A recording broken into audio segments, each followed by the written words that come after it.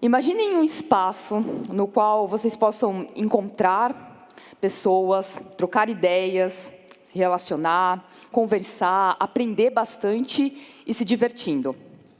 Um espaço que possibilita a construção de coisas incríveis e proporcione encontros potentes. Um lugar onde as pessoas possam ter liberdade para se expressar, não só as ideias, mas também para fazer coisas. Essas características, elas são muito parecidas com o que a gente sonhava para a internet.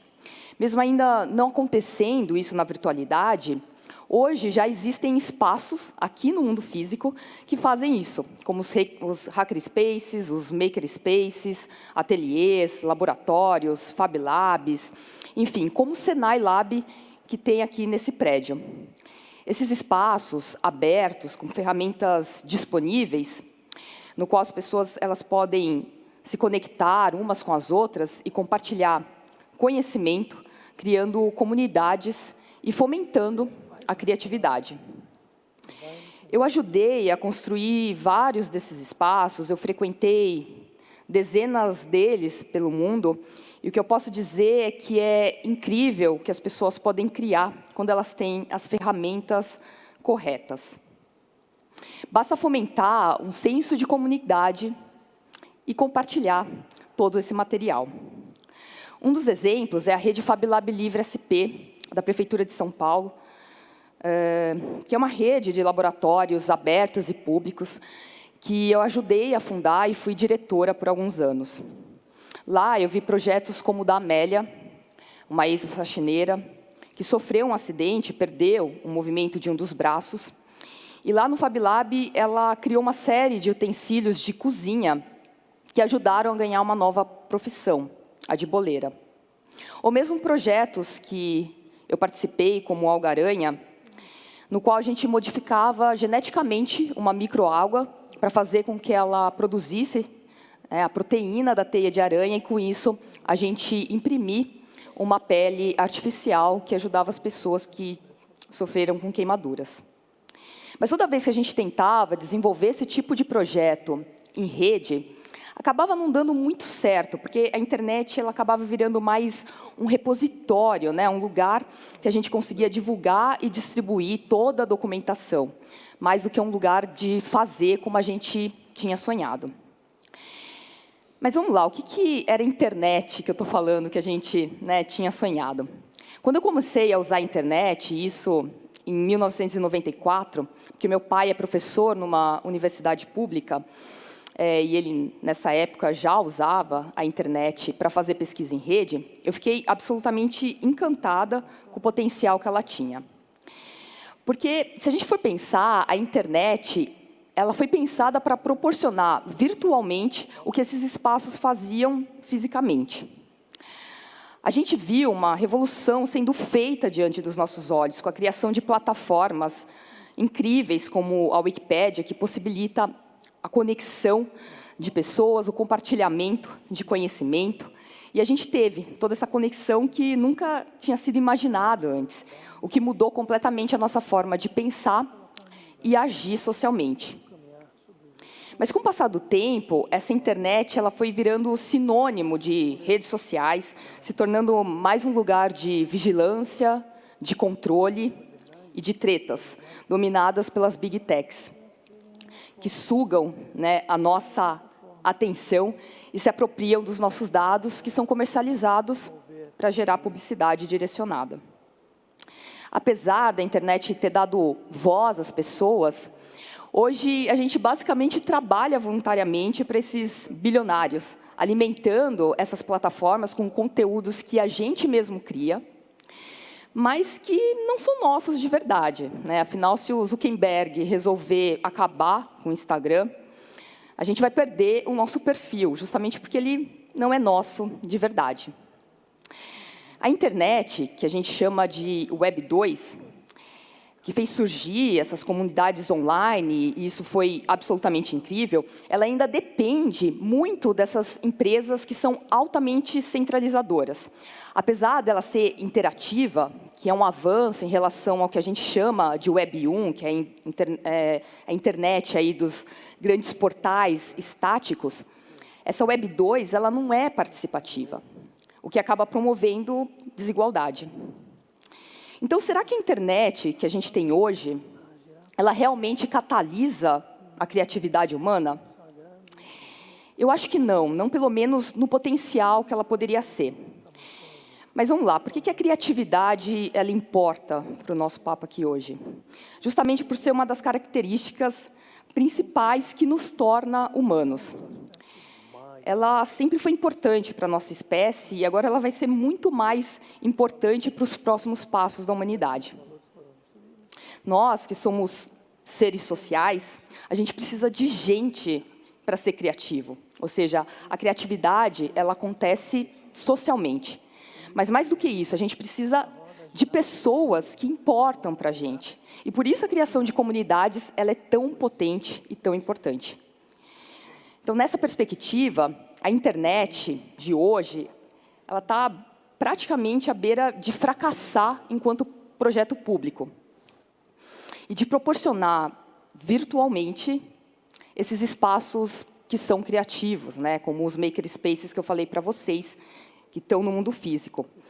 Espaços que fomentam a tão falada cultura maker.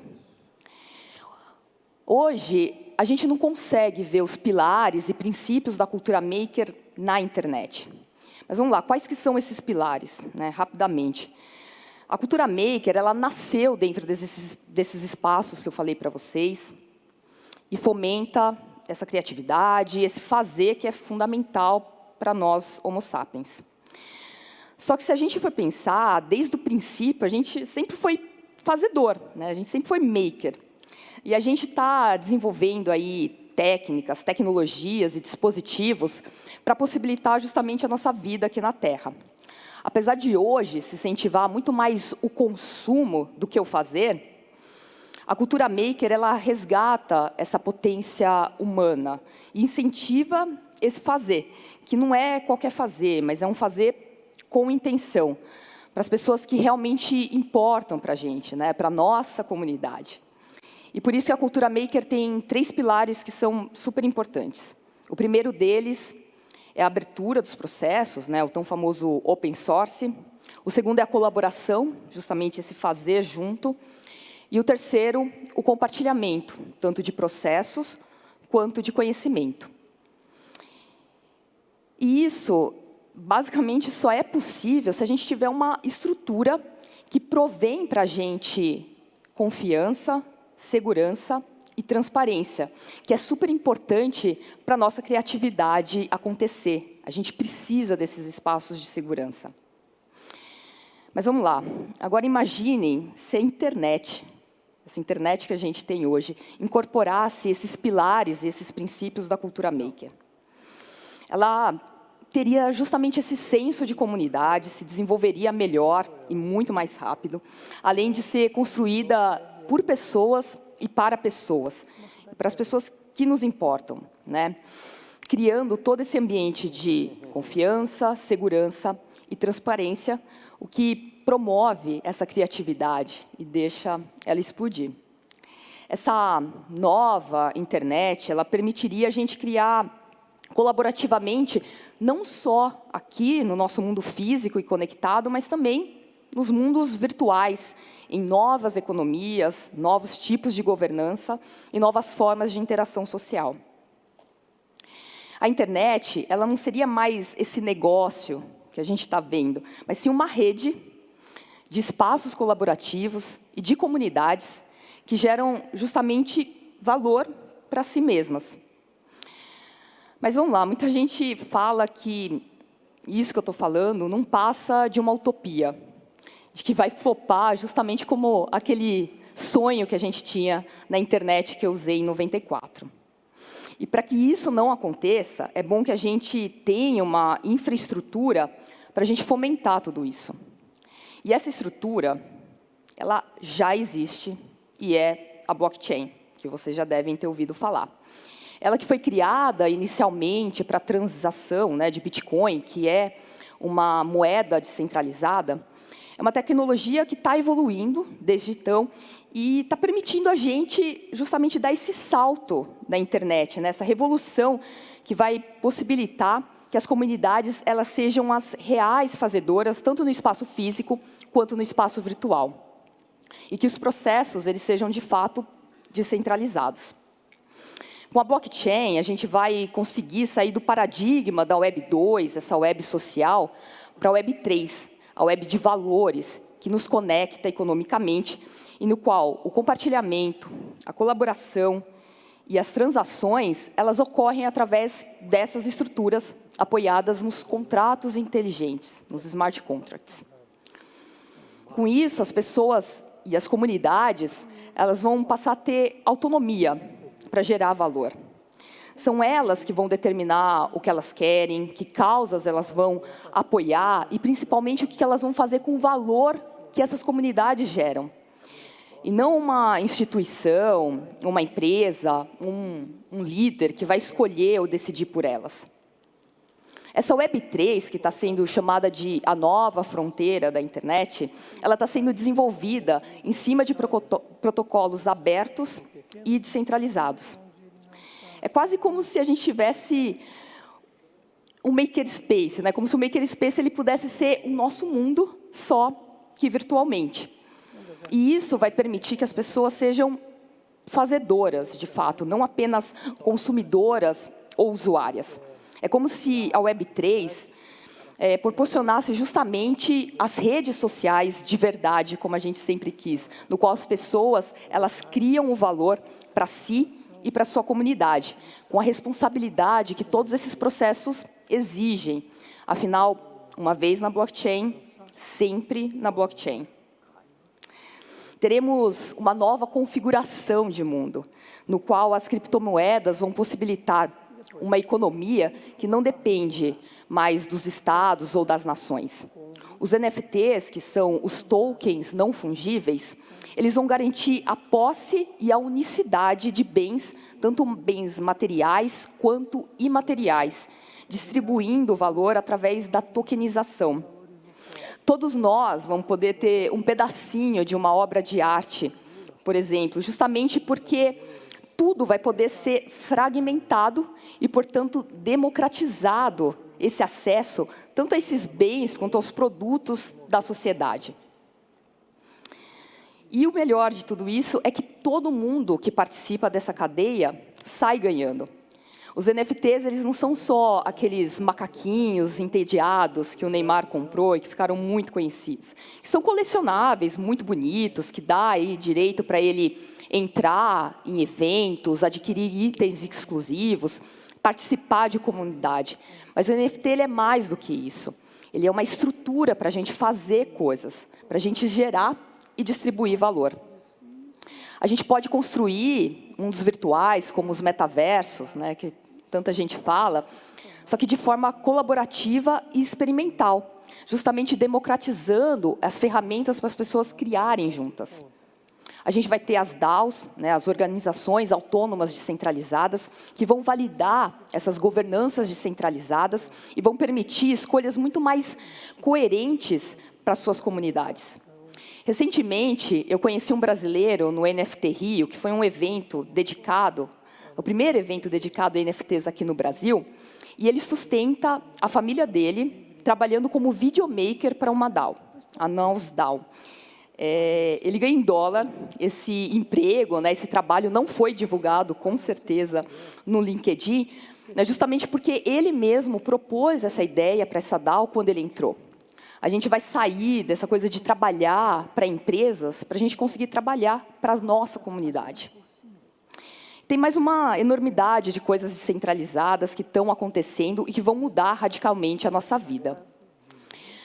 Mas, como sempre, de nada adianta a gente criar um novo modelo operacional para a internet se a gente não tiver pessoas, comunidades, habitando primeiro esses espaços, sejam eles os metaversos, as DAOs ou qualquer outros.